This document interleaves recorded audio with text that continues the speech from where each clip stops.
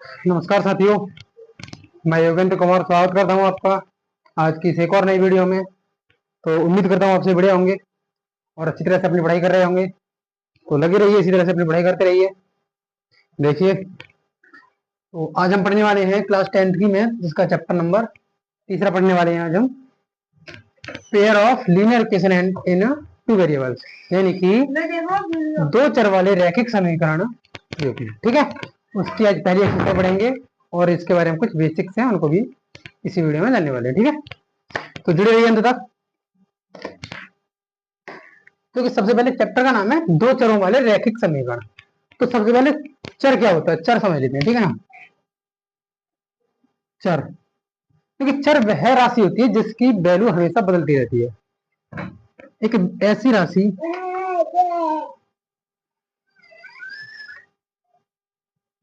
जिसका मान बदलता रहता है,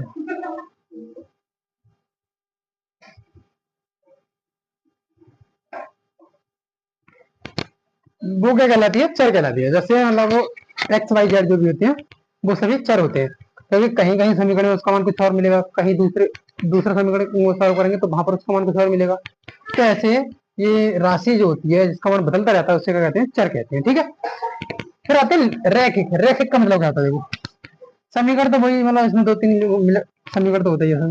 रैखिक की बात समझ लेते हैं, रैखिक क्या होता है।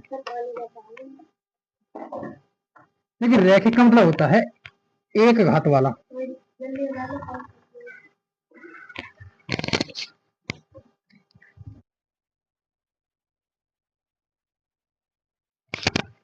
एक घात वाला, ठीक है।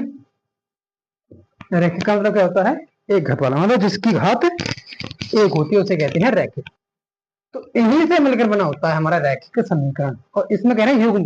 तो युग्म मतलब हम दो दो को पढ़ने वाले हैं, एक साथ दो दो। ठीक है ना, जैसे हमने सर क्लास 9th में जो एक समीकरण पढ़ा था उसका, रैखिक युग्म का, सॉरी रैखिक समीकरण का, लेकिन अब हम दो दो पढ़ेंगे इनको। ठीक है, जैसे अगर एग्जाम्पल देखें इसका, तो जैसे मान लो 3x, तो इसमें दो हैं, एक एक्स लेंगे तो दूसरा बाई लेंगे, प्लस 5y बराबर 0, ऐसा कुछ दे रखा हो, ऐसा हो या कुछ और भी हो सकता है। ठीक है, तो मतलब इसमें देखो दो तो चर राशियां हो गई, तो दो चर हो गए, दो चर हो गए, इनकी घात दोनों की एक एक है, तो ये रैखिक भी हो गए। ठीक है, तो दो चर वाले रैखिक समीकरण, तो दो चर हो गए और रैखिक समीकरण भी हो गए। तो युग्म देखना है तो इनका ऐसे कुछ और कर लो,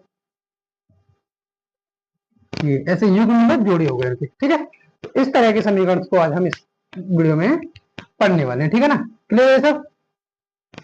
ठीक है, तो फिर करते हैं इसकी एक्सरसाइज को शुरू। ठीक है, एक्सरसाइज को करने से पहले एक चीज और सीख लेते हैं।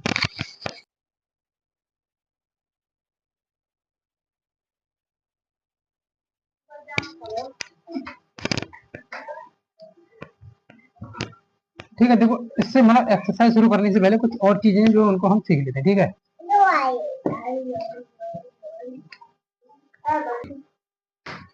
ठीक है, तो ये पढ़ लेते हैं कि ये जो हमारे समीकरण जो है किस किस तरह के हो सकते हैं। ठीक है ना, जैसे कि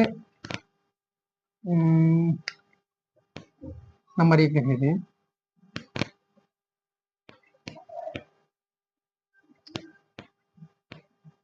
यानी कि समीकरणों के हल के बारे में पढ़ लेते हैं। ठीक है ना, कि देखो जब अद्वितीय हल होता है तब क्या होता है, अद्वितीय हल।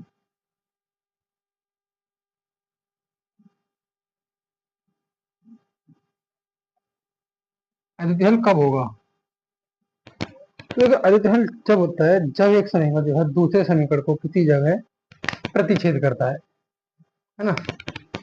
यानी कि प्रतिच्छेदी रेखाएं होती हैं, जो समीकरण होंगे हमारी रेखाएं होंगी प्रतिच्छेदी रेखाएं होंगी। कैसे होंगी, प्रतिच्छेदी रेखाएं।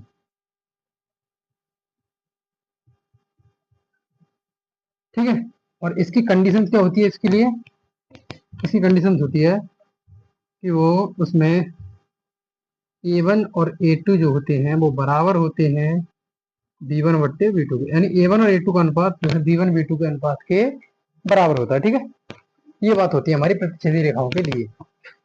अब इसका जो होता है, अगर ये है तो क्या होगा, अद्वितीय हल होगा। अद्वितीय हल का मतलब है अकेला हल होगा, वैसा मतलब एक अकेला हल होगा वो। ठीक है, कोई और हल नहीं हो सकता उसका। ऐसी नंबर 2 देखो, जब कोई हल नहीं होता तब, कोई हल नहीं, ठीक है, कोई हल नहीं है तब क्या होता है, तब वो रेखाएं जो होती हैं समांतर रेखाएं होती हैं। कैसी होती हैं? समांतर रेखाएं।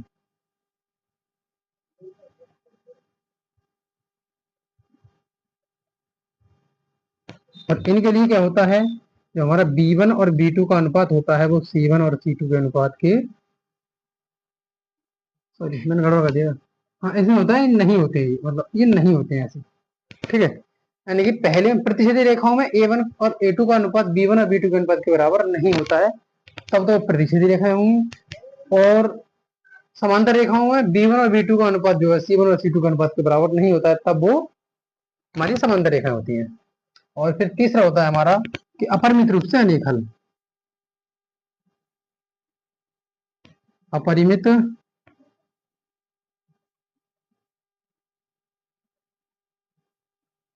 रूप से अनेक हल कब होंगे? देखिए, अपरिमित रूप से अनेक हल का मतलब हो गया कि जब दोनों रेखाएं एक दूसरे के ऊपर ही हो, पूरी पूरी, यानी समपाती रेखाएं हो। कैसी हो? समपाती रेखाएं। और इनका क्या मतलब होता है? इनका मतलब होता है कि A1 और A2 का अनुपात बराबर होता है B1 और B2 के अनुपात का, और ये भी बराबर होता है C1 और C2 के अनुपात के, ठीक है। ये हमारी 3 कंडीशंस होती हैं और इनको हम यूज करेंगे अपने सवालों में, ठीक है। तो देखिए,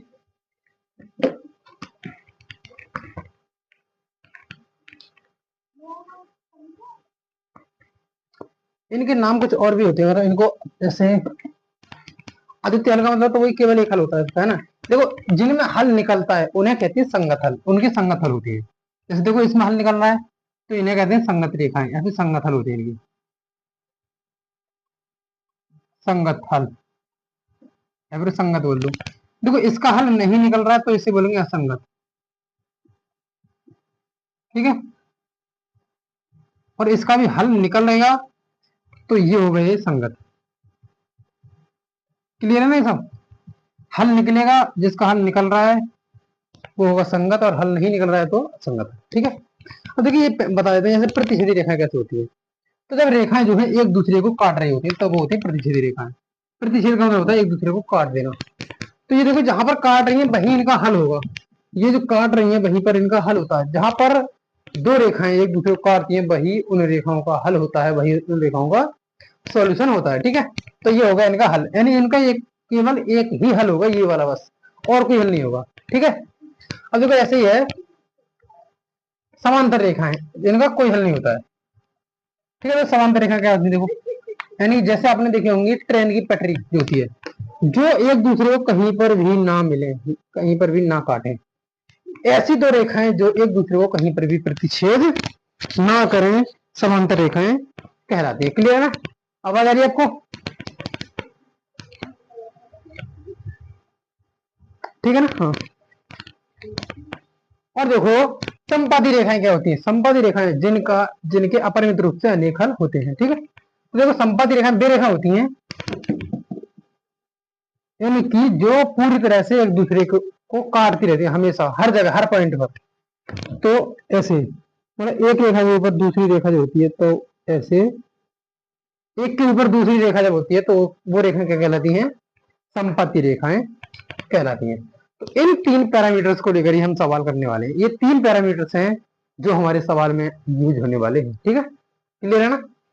इनको याद रख लेना बस। A1 और A2 और ये A1 B1 C1 इनको भी बता देते हैं। देखो ये होते क्या है, जैसे हम कोई भी समीकरण लिखते हैं, जैसे मान लो 5x प्लस 6y बराबर 3, हमने दूसरा लिखा 9x प्लस 7y बराबर -1, ठीक है।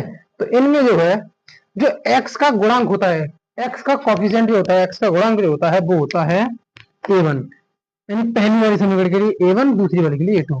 तो ये हो गया A1, यानी कि A1 क्या हो गया यहाँ पर, चलो लिख देते हैं अलग। तो देखो यहाँ पर A1 क्या हो गया 5, और ये हो गया B1, तो B1 क्या हो गया 6। बाई का जो गुणांक होता है वो B1 होता है, एक्स का गुणांक जो होता है वो A1 होता है, A होता है, और देखो जो कांस्टेंट होता है उसे C कहते हैं।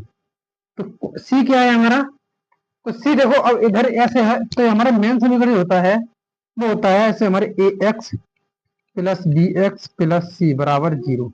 तो ये जब इधर लेके आएंगे तो ये माइनस का हो जाएगा, है ना, तो ये इधर लेके आएंगे तो ये प्लस का हो जाएगा। तो इसे उसी रूप में लिख देते हैं, ठीक है ना, माइनस बराबर 0 और ये प्लस बराबर 0। तो हमारा सी की वैल्यू क्या है, माइनस का 3, क्या है माइनस का 3। और देखो इसमें C1, ऐसे इसके लिए A2 क्या है, देखो 9 है, A2 क्या है 9 है, B2 क्या है, B2 देखो 7 है, और C2 क्या है प्लस का 1 है, तो C2 क्या है 1 है। ये होते हैं हमारे A1 B1 और A2 B2 जो भी होते हैं C1 C2, ठीक है। इन्हीं को देखकर हम पता कर पाते हैं कि रेखाएं समांतर हैं या प्रतिच्छेदी हैं या फिर समबादी रेखाएं, ठीक है। और वहीं से हम ये बता पाएंगे कि उनके हल जो है संगत हल है या फिर असंगत हल है। क्लियर है सब, ठीक है ना। देखो फिर चलते हैं एक्सरसाइज की तरफ।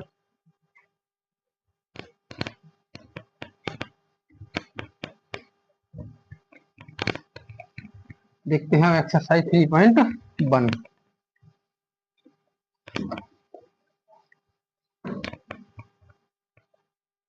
देखो तो एक्सरसाइज में पहला सवाल क्या कह रहा है,